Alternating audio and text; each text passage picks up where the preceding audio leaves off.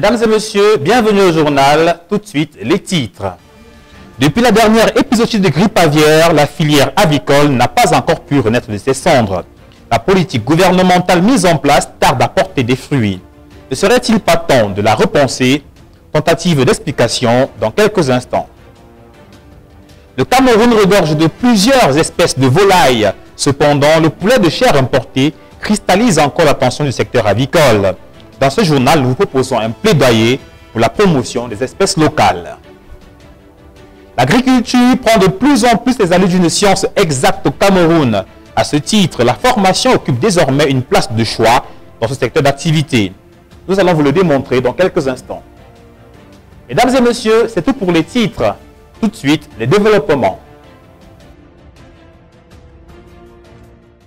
Chers téléspectateurs, merci de regarder le journal sur AgriTV. Votre fidélité nous honore.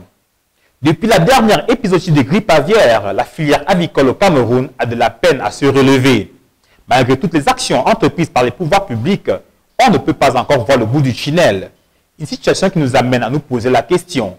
La politique avicole en vigueur au Cameroun est-elle la bonne? Ne faudrait-il pas la repenser pour mieux l'adapter aux conditions du Cameroun? Plus d'explications dans ce reportage. Il n'y a qu'à faire un tour dans les marchés pour constater que la filière avicole se porte mal au Cameroun. Les poulets de chair ont déserté les étals et ce qu'on peut trouver s'arrache à prix d'or. La filière ne s'est visiblement pas relevée de la dernière épizootie de grippe aviaire qui l'a touchée et a occasionné des pertes de plusieurs milliers de bêtes. S'il est vrai que depuis le 18 janvier 2018, les mesures restrictives de production, circulation et commercialisation des produits avicoles ont été levées dans la région de l'Ouest, la reprise du secteur ne se présente pas pour autant sous de bonnes auspices. Donc, il se passe qu'en 2018, les personnes qui étaient dans les 90, 120 000 ne font que 20 000, 15 000. Certains font même 6 000, simplement. Ils ne peuvent plus, ils ne sont plus au niveau où ils étaient en 2016. Et quand on parle de 2016, avant la survenance de cet épisode, il faut dire que l'offre dépassait déjà la demande au Cameroun. Rares sont les secteurs au Cameroun où vous avez cette situation-là. D'après les experts, la longue période de léthargie de la filière avicole a fait perdre au moins 40% des potentiels investisseurs. Avec cette difficulté de financement, on estime à environ 2 ans le temps qu'il faudra au Cameroun pour retrouver son niveau d'avant l'apparition de la grippe aviaire. Une projection qui reste malgré tout éloignée de la réalité vécue par les producteurs. Quand vous avez une crise qui dure 3 mois, mai, juin, juillet et même août 2016, sans interruption, je vous fais un petit calcul. Vous avez 120 000 têtes que vous élevez. Ça vous fait 120 000 œufs par jour si vous faites des œufs. Et on vous dit qu'il faut détruire ça. Donc vous détruisez pendant 3 mois, pendant 90 jours, 120 000 fois 90. Les poulets n'étant pas comme les marchandises stockables, vous nourrissez encore tous les jours pendant 90 jours. Ça vous décime financièrement. Il était du rôle de l'État d'entrer en jeu afin de soutenir les agriculteurs, afin de les aider à encaisser le coût de la crise. Seulement, ils sont encore nombreux aujourd'hui, et ce, malgré le préjudice subi, à ne pouvoir compter que sur leurs fonds propres pour relancer leur affaire. Cela représente une aiguille dans une botte de foin quand on sait que le secteur représentait près de 300 milliards d'investissements il y a 2 ans. La relance de la filière est donc hypothétique à plus d'un titre. Aujourd'hui, et les banques n'accompagnent plus les investisseurs dans ce secteur parce que c'est trop risquant. Le risque est énorme. Et les investisseurs eux-mêmes ou les opérateurs eux-mêmes sont découragés, démotivés parce qu'il y en a qui pendant cette période ont perdu plus de 600 millions à eux tout seuls. Et donc on a calculé environ 50 milliards de pertes dans ce secteur-là.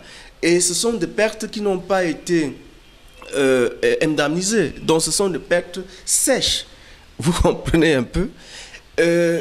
Cela a créé une démotivation dans le secteur. Les gens ont changé d'activité. Pour gérer les fêtes de fin d'année 2017-2018, le gouvernement, à la faveur des APE, avait autorisé des importations massives de poussins d'un jour et d'œufs à couver. Cette mesure qui avait permis de gérer la demande n'est malheureusement plus possible aujourd'hui. En effet, l'instabilité du marché camerounais a entraîné la méfiance sur le plan international.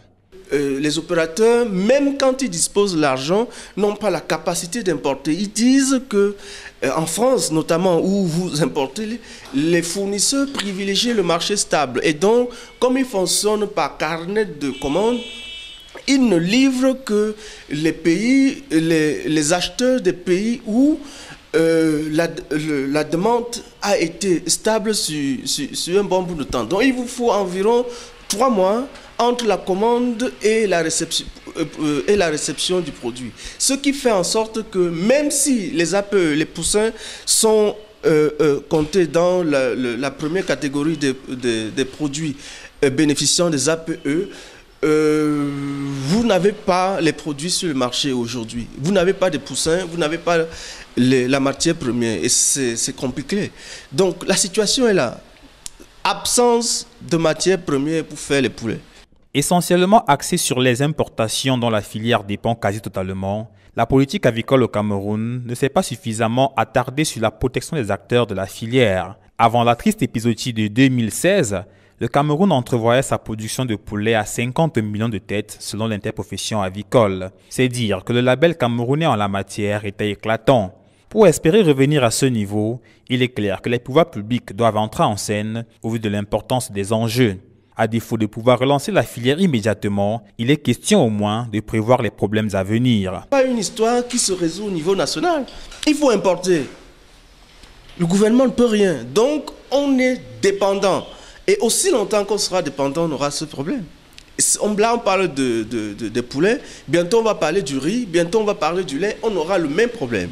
C'est pour ça que la question de souveraineté alimentaire au Cameroun est une question qui doit être traitée avec la plus grande attention pour éviter des cas de pénurie comme ce qu'on a maintenant. Il n'y a pas d'autre solution que d'importer. Il n'y a pas. Soit on importe les œufs à couver qu'on appelle OAC, soit on importe les poussins d'un jour. C'est la seule solution. Moi, je ne vois pas deux. Malgré les beaux discours, les salons, les symposiums et autres, il semble clair que la filière avicole mettra du temps à retrouver ses lettres de noblesse. Il ne reste donc aux autorités compétentes qu'à repenser la politique de ce secteur afin de mieux protéger les intérêts des Camerounais à l'avenir. À la suite de ce reportage, il faut relever un fait important. La filière avicole camerounaise dépend énormément des importations. Œufs à couver, poussins d'un jour, la matière première provient essentiellement de l'extérieur. Pourtant, au Cameroun, il existe une pluralité d'espèces de volailles qui peuvent être mises en avant afin de pouvoir garantir la sécurité du secteur avicole. Nous vous les présentons dans ce reportage. Lorsqu'on évoque la filière avicole au Cameroun, les esprits se tournent indubitablement vers la célébrité du secteur, le poulet de chair. De même, peu sont les Camerounais qui peuvent parler d'eux s'il ne s'agit pas de ceux provenant des poulets pondeuses. Loin d'être le fait du hasard, cette situation révèle simplement la dépendance accrue du Cameroun aux importations. L'Organisation des Nations Unies pour l'alimentation et l'agriculture fait pourtant remarquer que la filière avicole nationale produit une ribambelle d'espèces de volailles outre que les poulets de chair. Canards, pintades, pigeons, oies, dindes et bien d'autres, le Cameroun dispose donc d'autres arguments à faire valoir. Quand on sait que la volaille représente près de la moitié de la viande consommée par les Camerounais, on réalise l'importance de capitaliser les investissements dans ce secteur, surtout s'ils permettent de valoriser les espèces locales. Rien que dans le cas du poulet, il existe une multitude de souches et de races locales. On peut citer le poulet au cou nu, le poulet à plumage rouge et le poulet à plumage blanc. Il y a également le poulet brahman, communément appelé poulet pantalon.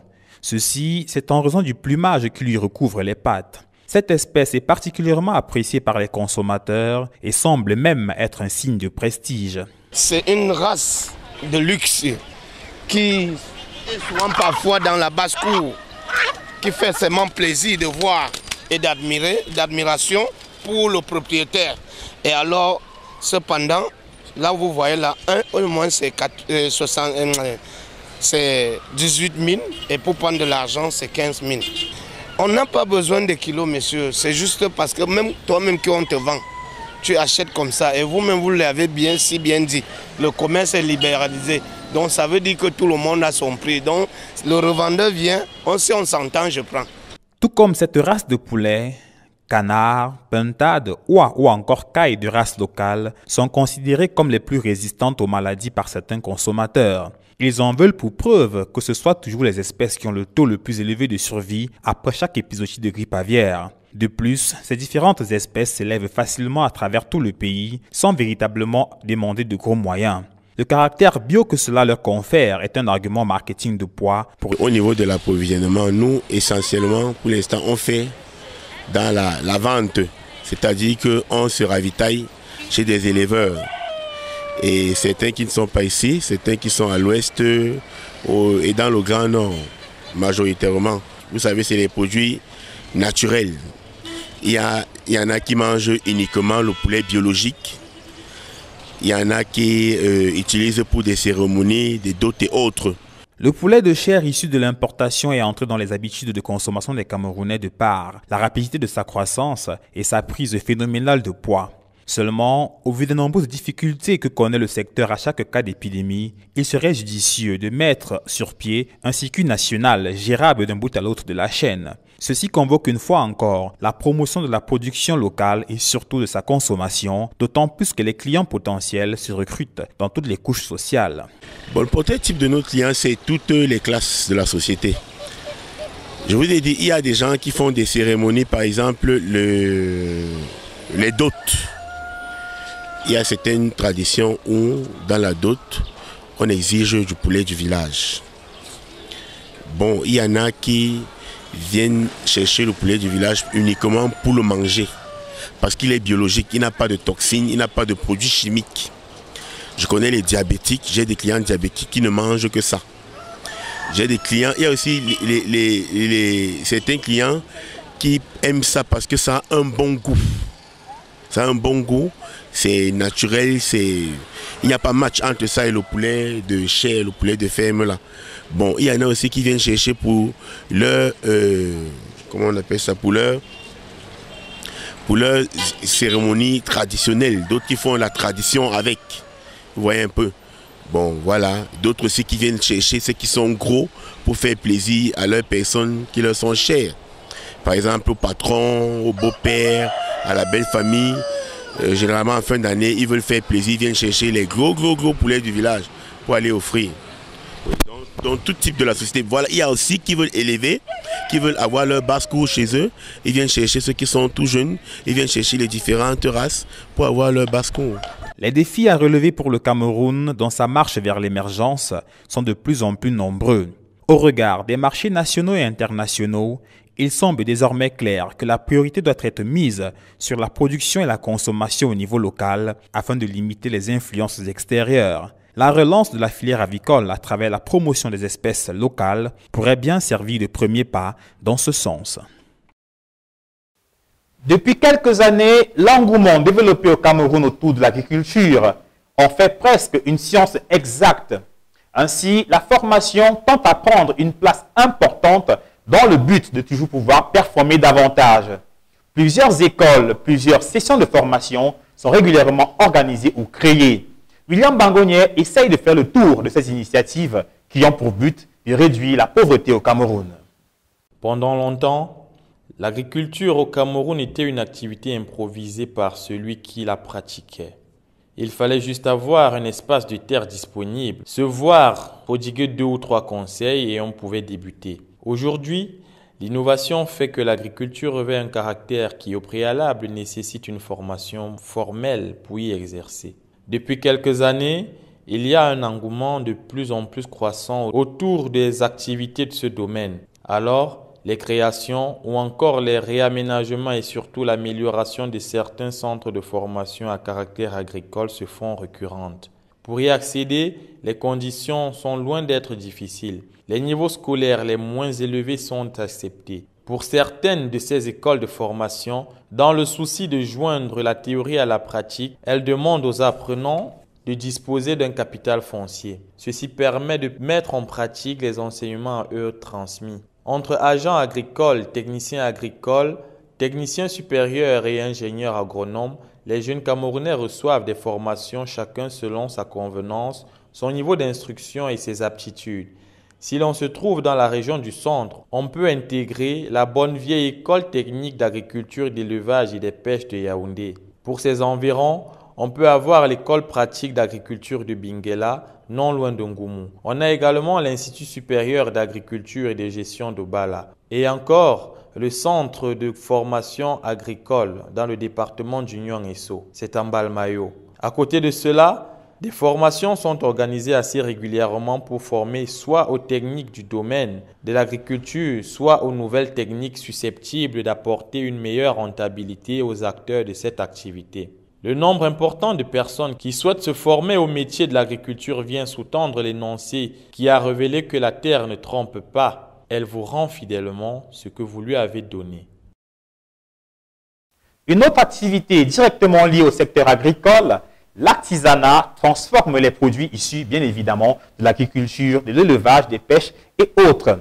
Ce qu'il faut savoir, c'est que cette activité, longtemps perçue comme une activité par défaut, commence aujourd'hui à prendre des lettres de noblesse à un tel point qu'elle a attiré l'attention de William Bangonnier.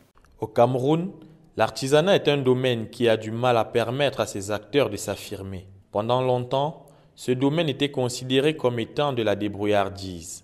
Mais avec la mise en place d'une politique gouvernementale, l'artisanat est devenu ou alors devient progressivement une activité à part entière au caractère formel.